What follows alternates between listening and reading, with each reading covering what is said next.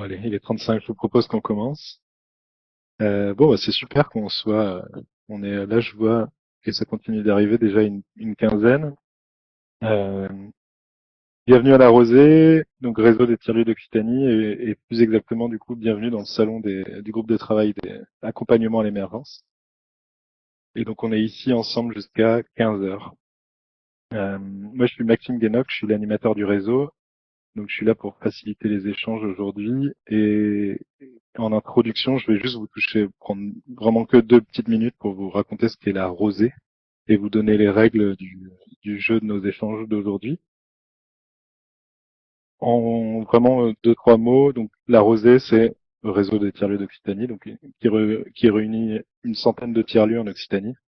Et ces tiers-lieux, ils s'entraident en mutualisant leurs forces, leurs moyens, et pour soutenir, outiller, promouvoir les tiers-lieux dans un champ d'action qui est très large. Donc, ça va de l'événement d'organisation, l'organisation d'événements collectifs, la communication, la mise en valeur des tiers-lieux en région, la mise en place d'un observatoire, le plaidoyer pour une politique de soutien aux tiers-lieux, l'acculturation, des actions d'acculturation entre tiers-lieux et pouvoir public, ou tiers-lieux et entreprises, et l'accompagnement à l'émergence de projets, comme il est sujet dans le groupe de travail qui fait la proposition du jour. Et ce réseau-là, il vient travailler en lien avec d'autres réseaux à l'échelle locale, nationale et internationale.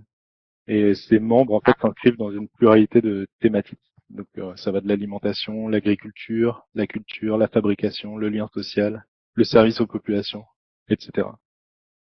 Et ce réseau-là, il est financé par l'Agence nationale de cohésion des territoires et la région Occitanie, qui nous permet de fonctionner. Donc, pour tout ça, d'ailleurs, je vous invite, si vous voulez en savoir plus, à consulter. On documente d'ailleurs toutes les productions dont celle qui aura lieu aujourd'hui, sont documentées sur une page Movilab que je vous mets dans le chat. Je vais vous expliquer où ça se trouve. Et, euh, et donc, si vous voulez en savoir plus sur la rosée et découvrir les autres productions qui ont lieu, n'hésitez pas à consulter ce lien. Alors, 2, 3 infos pratiques juste pour commencer. Donc, la session est enregistrée, donc dans un but de documentation. Euh, on n'enregistrera pas les échanges qui viennent ensuite. Donc, n'hésitez pas à le dire de manière libre. En tout cas, la première session avec les intervenants, elle est enregistrée. Ensuite, si vous pouvez couper vos micros pendant toute la session si vous n'intervenez pas, donc ce sera plus simple. Euh, Troisièmement, donc cet espace-là, il n'est pas forcément très intelligible. Mais en tout cas, en haut à gauche, vous avez un petit bonhomme avec une flèche, et donc ça vous permet d'ouvrir une fenêtre dans laquelle vous allez voir déjà qui est connecté, et aussi vous allez ouvrir la zone de chat, la discussion publique, et c'est notamment là que j'ai mis le lien du Movilab de la Rosée. Donc, utilisez cet endroit si vous voulez avoir des précisions, mettre des liens. Voilà. L'idée, c'est que ce soit vivant. Et donc, le chat, ça c'était le truc à savoir. Et lever la main, c'est-à-dire que dans un premier temps, ça va être surtout un enchaînement de prises de parole, mais il y aura ensuite un temps d'échange. Et dans ce temps d'échange, vous pourrez lever la main pour demander la parole ou la question. Et pour ça, vous avez une petite main en bas à droite qui, euh, qui est là pour lever la main. Voilà. Donc c'est fini.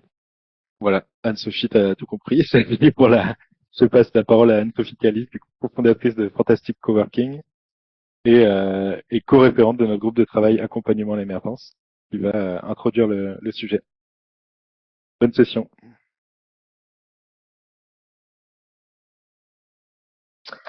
Merci beaucoup, Maxime. Alors, du coup, je vais préparé une petite intro pour ce webinaire, ce premier webinaire, donc, qui a été impulsé, comme on vient de le dire, par le groupe de travail Accompagnement à l'émergence.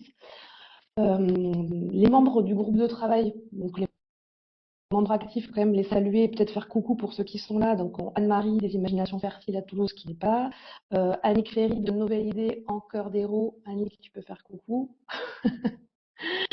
On a Samy qui co-anime aussi le groupe de travail qui est basé à Nîmes au Spot. Salut Samy. Julie Talbot à la Maison de l'Avenir dans le Comminges.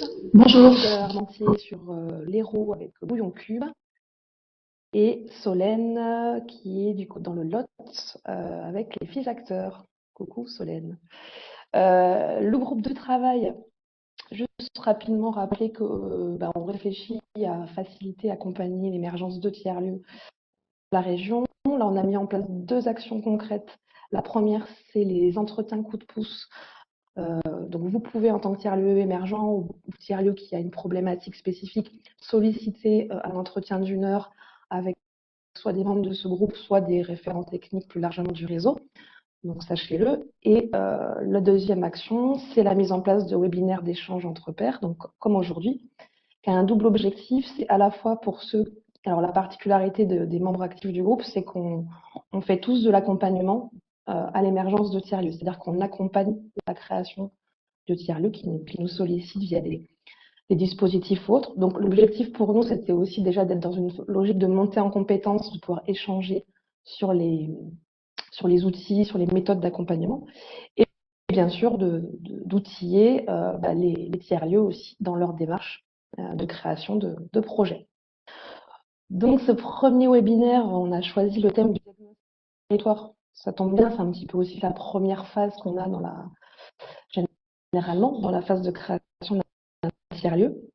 Et on a appelé ça diagnostic de territoire au-delà du traditionnel questionnaire. Alors, qu'est-ce qu'on a voulu dire par là? En fait, c'était se questionner déjà un diagnostic de territoire, qu'est-ce que ça veut dire et pourquoi il faut y passer du temps et de l'énergie. Donc, à minima, généralement, on fait un diagnostic de territoire pour se rassurer un petit peu sur son projet, pour valider une forme de stratégie et comprendre un petit peu comment le territoire fonctionne, les habitants, les partenaires. Alors, dans les faits, c'est aussi souvent une demande des partenaires aussi dans le cadre de subventions. On va pas mal parler des espaces de vie sociale, notamment pour ceux qui ne connaissent pas, qui est un agrément de la CAF. Et dans le cadre, par exemple, de cet agrément, il y a un diagnostic de territoire qui est assez poussé, qui est demandé. Mais c'est vrai qu'aussi, on rentre souvent dans une démarche de diagnostic très structurée parce qu'on a des demandes en face qui sont faites. Donc, l'idée, c'est de valider que le projet il répond bien à un besoin spécifique local, qui ne soit pas hors sol. Parce que parfois, on voit des projets, soit la volonté d'élus qui plein de bon sens au départ, de dire on a un local vide, on n'a qu'à faire un espace de coworking, sans passer par cette phase de diagnostic de territoire, ou à la même manière, des citoyens qui disent ça serait super, on va faire un café associatif spectacle de 400 places, voilà, sans valider finalement que ce ne soit pas de l'entre-soi et que ce soit pas que le dimensionnement du projet corresponde bien aux besoins des habitants.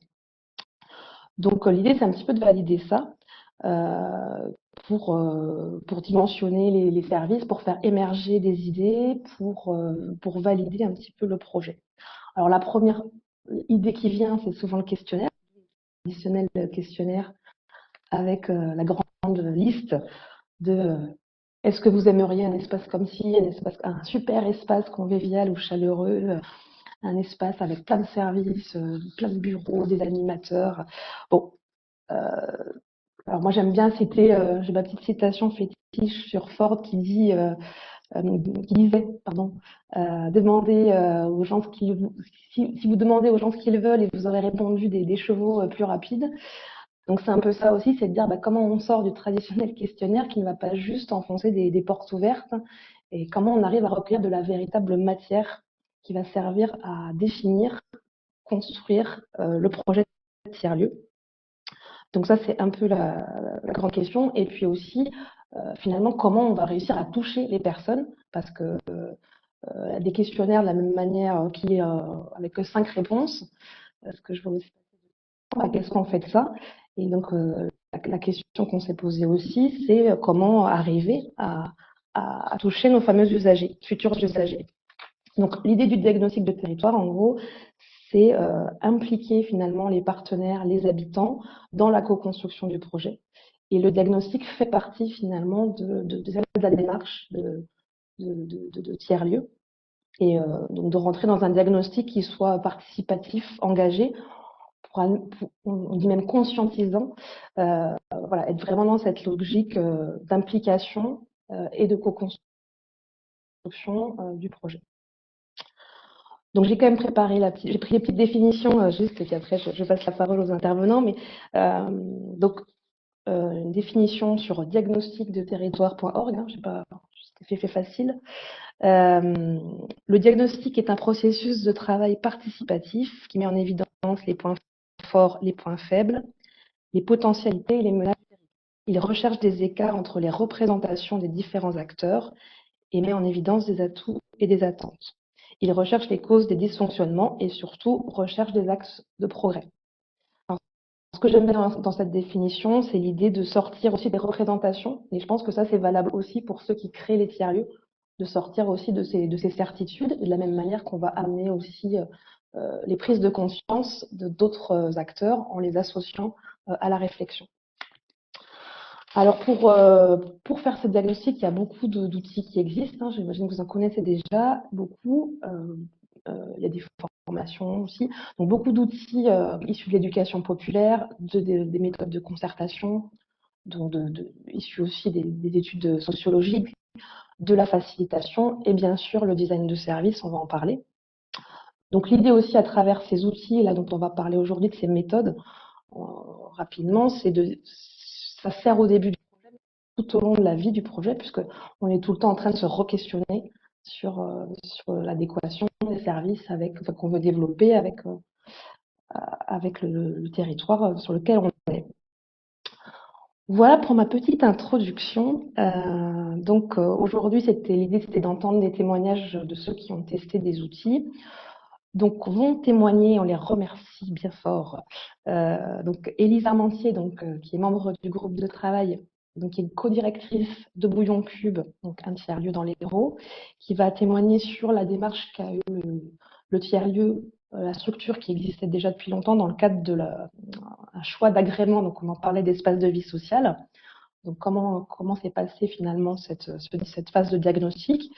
Et je crois qu'elle va nous parler d'un outil qui s'appelle la grande lessive. Voilà, premier témoignage. Ensuite, on a Sophie, et pardon si j'écorche le nom, je le tente, Krozik, je crois que c'est à peu près ça. Désolée si c'est pas tout à fait bon. Cofondatrice donc, de La Grande Bobine qui est basée donc, au Spot avec Samy. Donc La Grande Bobine, c'est une entreprise coopérative qui accompagne les transformations publiques.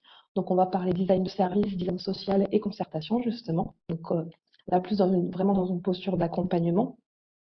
Et enfin, nous avons Coralie Condis, de la Fédération des foyers ruraux, donc 3165, qui est en charge notamment de l'accompagnement des espaces de vie sociale et qui va nous raconter aussi comment, au sein de la Fédération des tiers-lieux, il y a beaucoup d'outils issus de l'éducation populaire pour cette phase de diagnostic de territoire. Voilà pour moi. Je passe la parole à notre première intervenante, donc Élise, et puis on se retrouve tout à l'heure pour les échanges. Oui, bonjour à tous et à toutes. Est-ce que vous m'entendez bien? Ouais, super. Alors, je suis désolée pour l'angle de la caméra. En fait, j'ai pas d'ordinateur portable. J'ai fait une caméra annexe là. Et pourquoi ça fait un angle un peu bizarre. Je vais essayer de regarder là, c'est mieux, je pense, pour vous. Mais c'est pas évident pour moi. Oui, alors, je mets juste un petit timing parce que j'ai pas envie d'empiéter trop sur le reste et qu'on ait un temps de discussion après parce que c'est ça aussi qui est important. On n'est pas trop en retard, donc tu as 15 minutes. Ok, super, parfait. Oui, alors, peut-être avant d'être dans la présentation de la grande lessive, effectivement, comme tu l'as dit, Anne-Sophie, pardon, qu'on appelle aussi le porteur de parole. Voilà. C'est peut-être un outil que vous avez entendu parler, qui est un outil d'éducation populaire qui fonctionne bien maintenant depuis quelques années. Je voulais juste revenir sur la question que tu as parlé, hein, tu as évoqué Anne-Sophie sur la question juste des valeurs. Enfin, ça peut être une introduction à ce dispositif de porteur de parole, parce que en fait, bien trop souvent, effectivement, on est un peu broyé par les questions en fait très pratiques, logistiques, de questions de modèle économique, du foncier, voilà, sur la question des tiers-lieux, hein, et des projets de manière en générale. Et c'est vrai que la question des valeurs, alors même si ça paraît en soi un peu fou de dire ça, parce que j'ai l'impression que quand on parle d'un projet, quand on veut monter un projet, c'est quand même la première chose qui nous anime. Donc ça, on est d'accord, on va faire des temps de rencontres avec les co-porteurs ou porteuses de projets, on va imaginer plein de choses, on va être dans l'ordre du rêve et d'imaginer un panel des possibles, donc ça c'est super, mais après, une fois qu'on a fait ça, on va vite dans l'opérationnel, et une fois qu'on s'est mis dans l'opérationnel, on oublie vite en fait de poser ces bases de valeurs.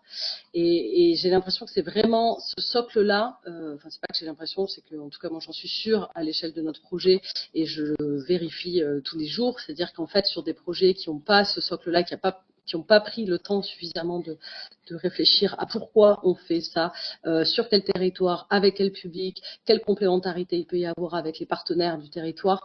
En fait, on est souvent à côté et c'est difficile après de rectifier. Donc évidemment, on est tout le temps dans une constante rectification et mise à jour de nos projets, et heureusement, puisqu'ils sont mouvants, ils sont vivants. Mais c'est vrai qu'au début, c'est quand même important de se poser ces vraies questions-là. Et ces questions, c'est donc au-delà de se les poser, c'est comment on les met à plat. Est-ce que c'est sous forme d'un code social?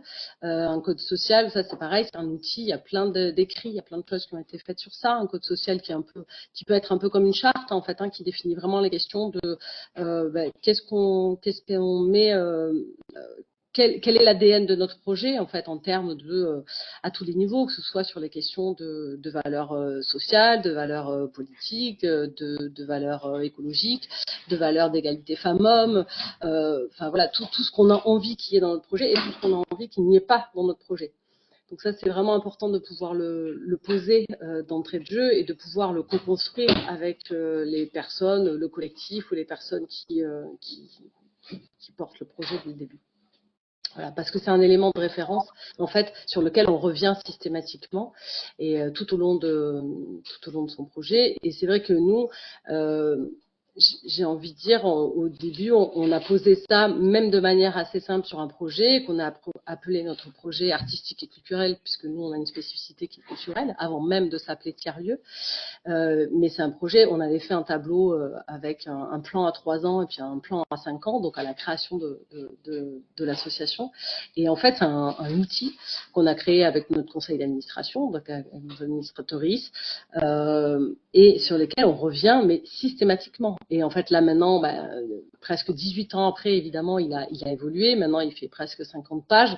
Il en faisait plutôt 2 au début. Mais en fait, c'est un élément fondateur sur lequel on revient systématiquement. On y rajoute des choses, on affine, des choses sur lesquelles, évidemment, on n'a pas pensé. Le territoire évolue. Mais c'est un outil qui est tellement important pour pouvoir ensuite dérouler tout le reste de l'activité et pouvoir aussi plus facilement défendre auprès des partenaires, auprès des institutions, c'est plus facile aussi pour aller chercher du financement. C'est en fait à tous les niveaux, une fois qu'on a travaillé ce cadre et ce socle, donc on l'appelle le code social, le projet artistique et culturel dans notre cas, ou une charte de fonctionnement. En tout cas, il y a vraiment cet élément clé qui est hyper important sur la création de son projet.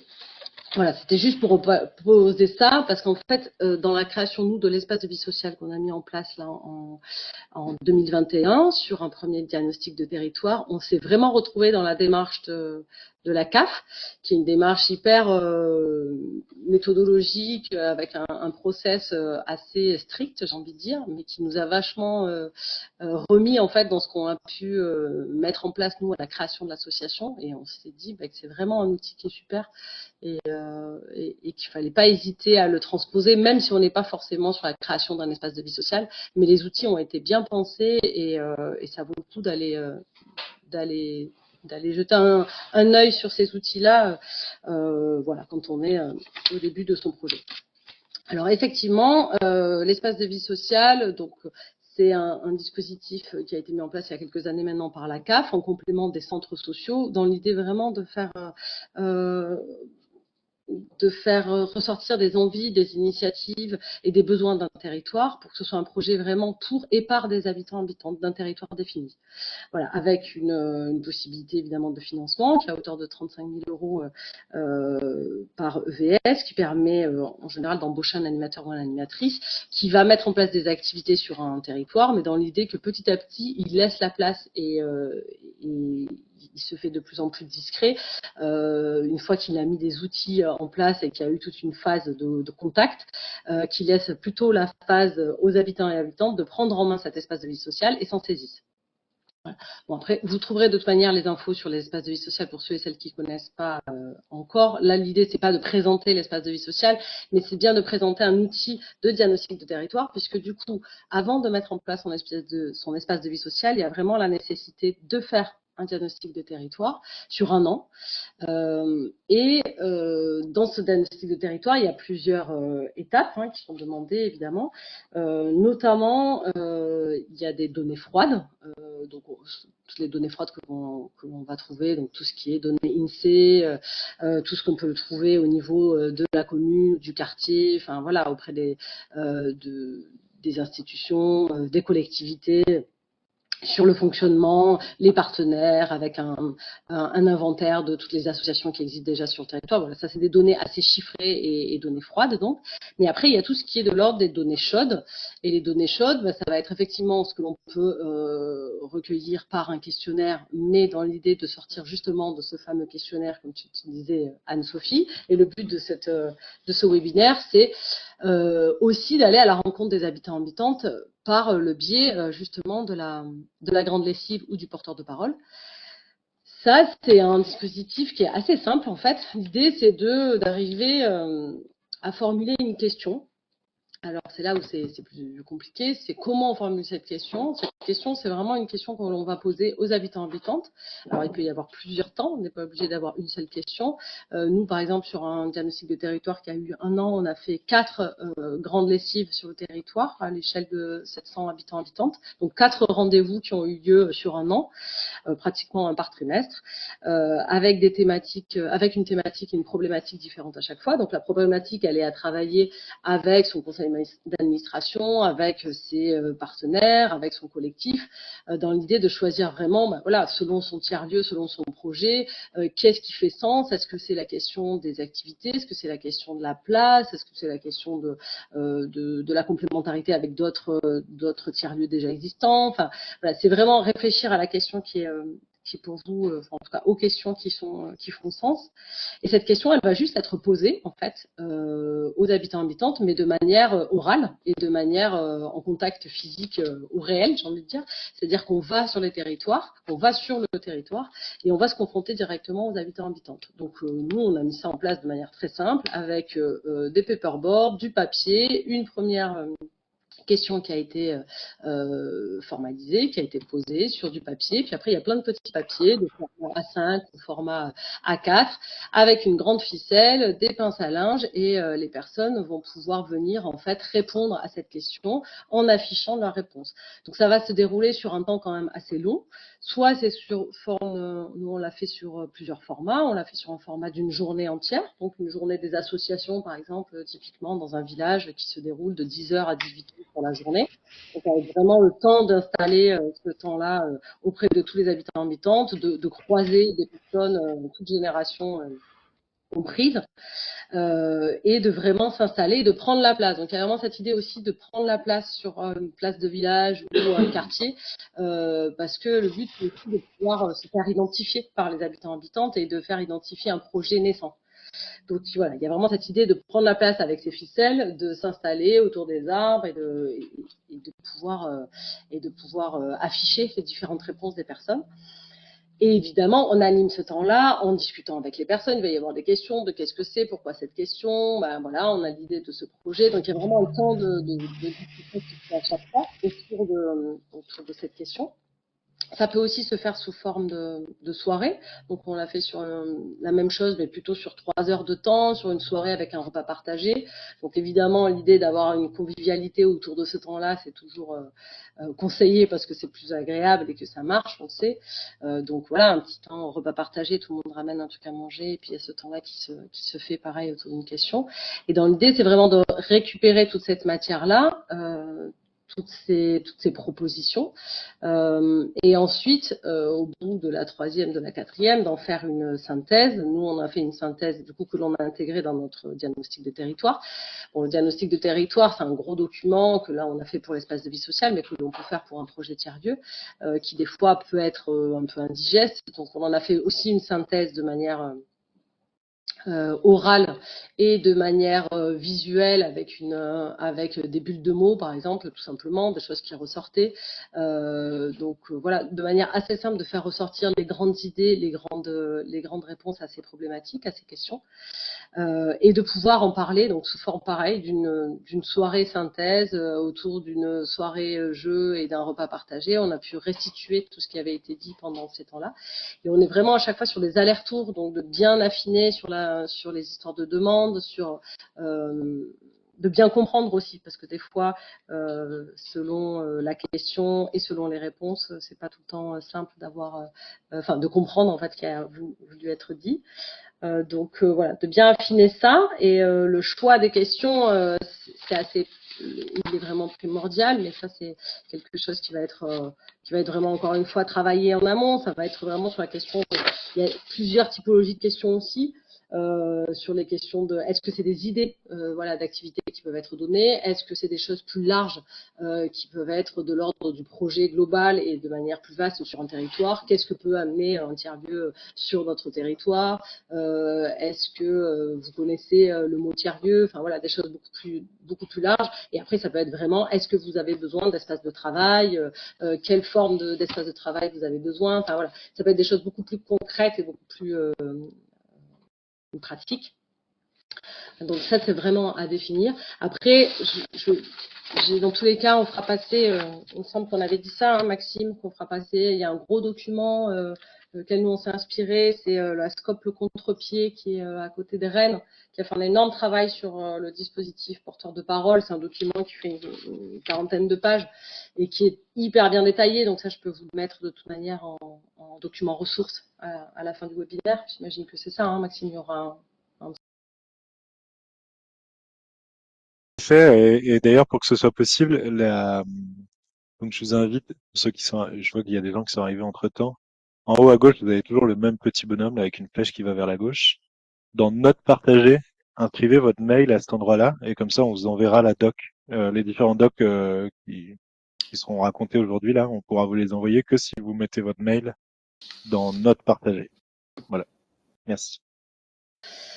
Et peut-être juste pour finir, mais on pourra en revenir dessus après sur les temps de discussion. Je trouve vachement intéressant encore une fois le dispositif du diagnostic de territoire de l'EVS. Enfin, d'une part parce qu'il est accompagné, mais au-delà du fait qu'il soit accompagné, là on parle d'un diagnostic social concerté. Et je trouve ça assez chouette parce que le fait d'y rajouter le côté social évite encore une fois d'être sur cette problématique de projet hors sol dont on a parlé voilà, depuis tout à l'heure, et sur la question des valeurs, et de vraiment se dire voilà pourquoi je fais ce projet-là, et d'être vraiment en lien. Donc encore une fois, au-delà de voilà, mes futurs usagers usagères vont avoir besoin d'un bureau, de poser leurs ordinateurs et leurs affaires dans tel placard. Là, on est vraiment sur la question sociale, sur une question vivante. Oui, voilà, sur la question des données chaudes, c'est quelque chose qui est pas tout le temps simple à saisir. Et en fait, le fait d'aller au contact vraiment des habitants habitantes, et à ce moment-là d'être sur un diagnostic du coup social concerté, partagé, ça porte clairement le projet différemment. Et en fait, au bout d'un an de diagnostic de territoire, si on met vraiment en place ce process avec 1, 2, 3, 4 rencontres, avec une restitution de ces rencontres-là et de ce process-là de porteur de parole, on arrive à avoir vraiment des données chaudes qui sont hyper riches et qui amènent direct un projet, encore une fois, qui a du poids, qui a du sens et sur lequel on peut revenir régulièrement tout au long de son projet. Voilà pour ça. J'en dis pas plus là et puis on peut en reparler après. Merci beaucoup, Élise. Et en effet, on pourra rester parce que à partir de 14h30, on commence les échanges. Et je pense que c'est à ce moment-là aussi qu'on aura des choses qui vont ressortir, les questions. Je sais plus ce qu'on s'était dit sur l'enchaînement. Est-ce que Anne-Sophie, tu l'avais en tête? On avait prévu Sophie avant, c'est ça? Sophie Crozet, je crois, de la Grande Bobine. Bonjour. Oui, Sophie Krabzik, mais ça va, c'était pas pire. Merci Sophie. Oui, bonjour. Moi, je suis une des cofondatrices associées de la Grande Bobine. Donc, comme ça a été dit en introduction, on est une coopérative d'accompagnement de projets de transformation publique sur le territoire. On est basé à Nîmes et effectivement, on ne fait pas que de l'accompagnement de tiers-lieux.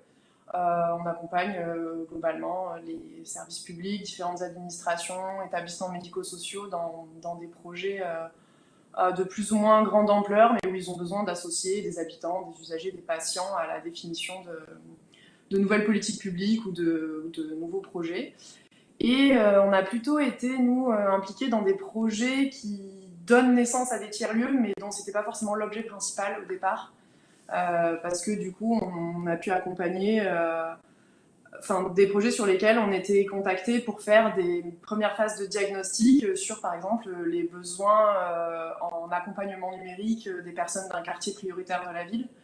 Et c'est des projets qui, finalement, ont donné naissance à des tiers-lieux à visée de réduction de la fracture numérique, par exemple. Ou des projets sur lesquels la question était plutôt faire émerger un habitat inclusif sur le territoire, et donc notre diagnostic de territoire a porté sur plutôt les besoins du territoire, et ça s'est finalisé aussi en tiers-lieu plus en habitat inclusif. Mais voilà, c'est pas forcément toujours l'objet principal du diagnostic qu'on mène, mais ça peut être une des finalités. Et après, en termes d'outils, je sais pas si je peux peut-être vous partager mon écran, parce que j'ai juste mis quelques photos pour expliquer un peu, pour pouvoir visualiser ce qu'on fait. Je viens de demander alors du coup pour partager l'écran, donc tu as un petit plus en bas à gauche là, je sais pas si tu le vois. Mais j'ai pas l'autorisation. Ah, comment ça se fait ça? Si le petit plus, si tu cliques dessus et que tu dis devenir présentateur, il te laisse pas le faire. Gérer les documents de présentation. Non. Devenir présentateur, non, tu as pas.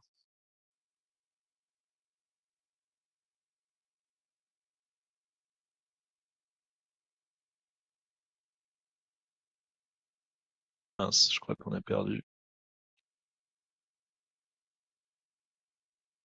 Ah non, Sophie, tu m'entends? Ok, ouais. Ça y est, tout va bien. Bon, sinon c'est pas grave. Non, bah, si jamais, en tout cas, il y a en bas à gauche, il y a normalement un plus. Donc c'est possible qu'il y ait un bug, mais devenir présentateur, et après il y a une petite icône qui se crée pour partager l'écran.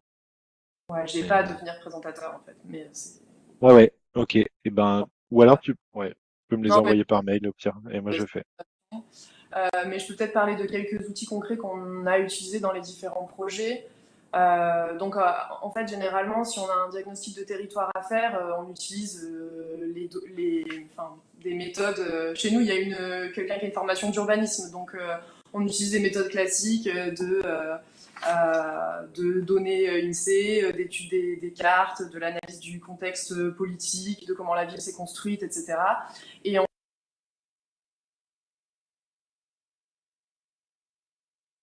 Je suis le seul à... Non. Non, il y a un micro qui s'est coupé. Ouais. Sophie? Là, ton micro est ouvert. Parce que quand t'as juste perdu pendant la dernière phrase. Ok. J'en étais où du coup, parce que j'ai pas vu que ça s'était coupé. Moi, j'étais en train de regarder mes docs, alors du coup, je sais pas. Question piège.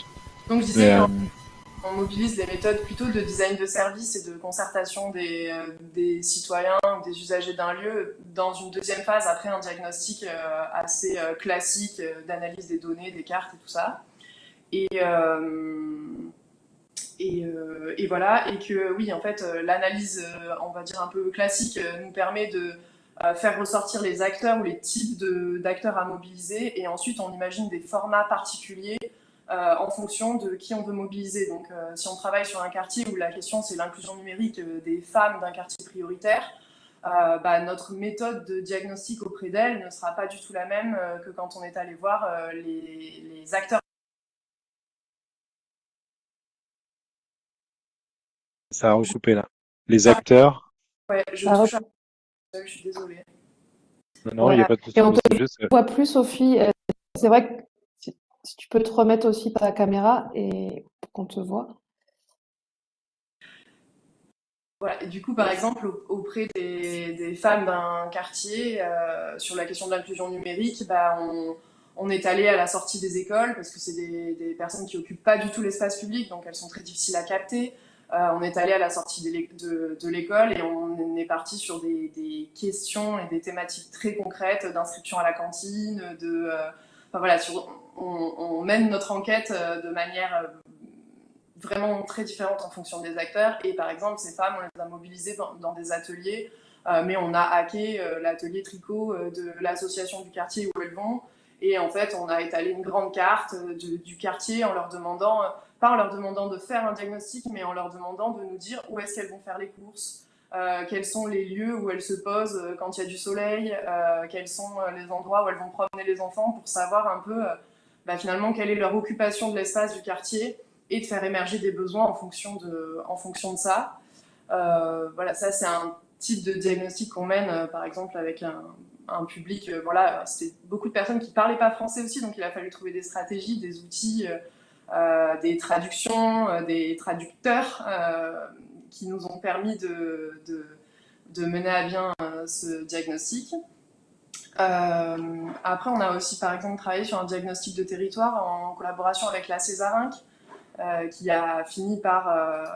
la question, c'était plutôt d'imaginer un habitat inclusif sur le territoire de Génolac. La Césarinck, c'est un ESAT, je ne sais pas si tout le monde connaît, dans les Cévennes.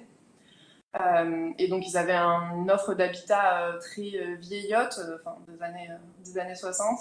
Et l'idée, c'était de tout refaire, mais pas juste de refaire à l'identique, de refaire en lien avec les problématiques du territoire aussi, et de pouvoir peut-être proposer des services, des espaces qui seraient mutualisés avec des acteurs et des assos du territoire. Et là encore, on a fait des ateliers avec les personnes handicapées qui travaillent à la Césarinck, où on a imaginé, on fait des outils graphiques, des maquettes, des dessins, des mises en situation pour que chacun puisse donner son avis sur ce qui manque sur le territoire. Et on a ouvert aussi des ateliers et puis de la prospective sur le marché, on va dire, pour savoir les besoins du territoire, ce qui manque aux associations, ce qui manque aux propriétaires, ce qui manque aux locataires, et de mouliner tout ça pour en faire émerger les besoins du territoire. Et ça a donné lieu, aujourd'hui, ça fait 3 ans ce projet au moins, et ils sont en train d'ouvrir, ils ont ouvert il n'y a pas longtemps leur tiers-lieu finalement. C'est pas l'objet de la commande, mais c'est ce qui est ressorti, qui est tenu par des animatrices, mais aussi par des personnes handicapées qui travaillent à l'ESAT, et qui finalement répond à un besoin de mélange entre les personnes, les habitants du village et la Césarinck. Ils proposent différents types d'activités, mais du coup ça a répondu à une des choses qui avait émergé de notre diagnostic. Je balaye ce dont je voulais parler. On a aussi par exemple accompagné, toujours sur la question d'habitat inclusif, mais le CCAS de Nîmes qui veut implanter une offre d'habitat inclusif sur le territoire, donc avec aussi un espace de vie partagé. Et là, on a étudié évidemment. En fait, ils voulaient savoir dans quel quartier il valait mieux implanter cet habitat inclusif. Donc là, nos recherches, elles sont plutôt sur où sont les populations âgées de la ville de Nîmes, quels sont les besoins par territoire, et on est allé dans les associations. Hacker les ateliers tricot des assos, c'est un peu notre truc préféré, donc en général, on y va, on s'installe et Et finalement, on parle du quartier, on soumet aussi, on fait beaucoup de propositions de cartes avec des dessins, des photos en se disant qu'est-ce que ça pourrait devenir et de quoi vous auriez besoin. Et on a rendu au CCAS un peu des profils types. Dans tel quartier, c'est ce besoin-là qui émerge et le profil des personnes sont celles-ci. Et donc, ils ont fait leur choix suite à ce diagnostic de territoire qui avait été évidemment complété par l'étude des données et qui apportait une réponse à la question de sur quel quartier c'est le mieux d'implanter un habitat inclusif. Voilà, après, pour une dernière présentation, mais on a accompagné, du coup, vous devez le connaître, Samy a dû en parler, mais on a monté un projet leader pour accompagner à l'émergence de tiers-lieux sur les territoires ruraux. Donc là, le tiers-lieu, c'était l'objet, mais on ne savait pas du tout ce qu'on allait mettre dans le tiers-lieu. Et du coup, l'objet du projet, c'était vraiment le diagnostic du territoire qui permettait de réunir des acteurs qui auraient envie de monter quelque chose ensemble. Mais ça pouvait être aussi bien un tiers-lieu coworking que juste un lieu qui accueille des événements. Voilà, sur les deux territoires, ça a pris deux formes différentes. On a mobilisé les personnes en allant sur les marchés, en allant à leur rencontre par plein de moyens, mais aussi la volonté au départ, c'était d'organiser des spectacles, des événements dans l'espace public qui permettent de réunir et qui nous permettent, nous, de mener un diagnostic un peu indirect auprès des habitants, de savoir d'où les gens viennent si on organise un événement, quel est leur périmètre de mobilité, voilà, jusqu'où ils sont prêts à se déplacer, je sais pas, pour aller travailler ou pour se rendre dans un tiers-lieu. Je sais pas, je vais peut-être m'arrêter là, et puis s'il y a des besoins de précision ou des questions, voilà, j'y répondrai. Je vais pas détailler plus l'un ou l'autre. Merci en tout cas Sophie, et en effet préparez vos questions pour le temps d'échange après. En tout cas c'est super riche là ce que vous nous partagez, merci beaucoup. Et je crois qu'on passe à Coralie Condis du coup, des foyers ruraux. Est-ce que ça te va de prendre la suite?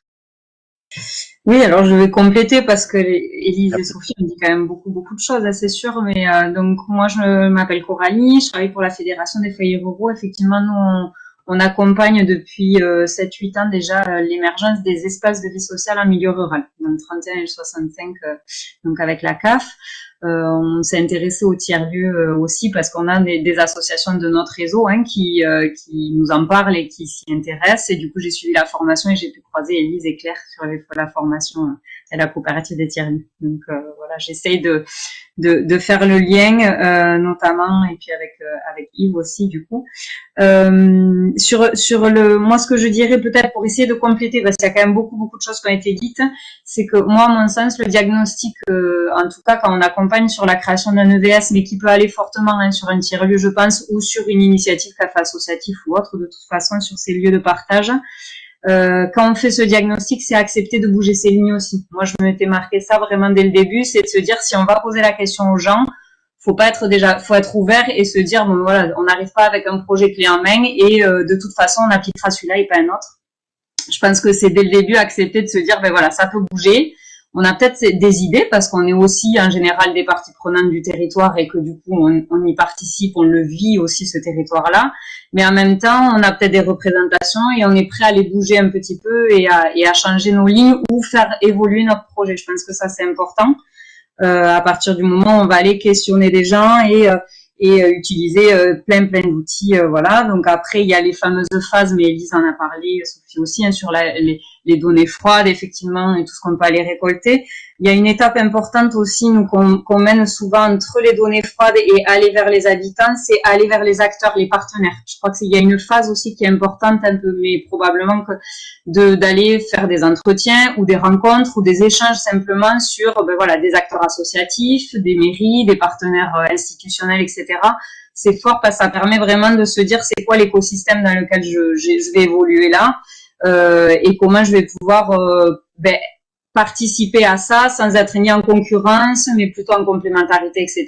Et là, dans ce cas-là, tous les partenaires, ils poussent le projet vers le haut plutôt que de le freiner ou de venir, ou d'avoir peur même, parce que des fois, nous on le voit sur les EVS, ça peut faire peur aussi de se dire, qu'est-ce qu'ils vont faire? Est-ce qu'ils vont pas faire ce que fait l'association du coin, etc.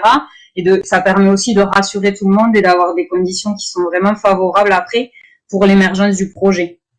Et après, effectivement, la phase hyper intéressante, qui peut être faite avec la grande lessive ou plein d'autres outils de dynamique de groupe, qui est d'aller questionner les habitants sur le marché, à la sortie des écoles, sur les lieux stratégiques un peu. Et puis, tout dépend aussi, comme disait Sophie, le public qu'on a envie de questionner. Je pense que c'est intéressant aussi des fois de se dire, qui c'est qu'on a envie Alors, des fois, on veut aller très largement et du coup, on va aller dans des lieux où tous les publics se croisent, et puis des fois on a besoin aussi d'aller questionner la parole des jeunes, et bien on va pas le faire de la même façon qu'on va aller questionner la parole des familles ou voilà. Et donc on peut utiliser des outils très très différents dans l'espace public toujours pour essayer d'aller vers au maximum.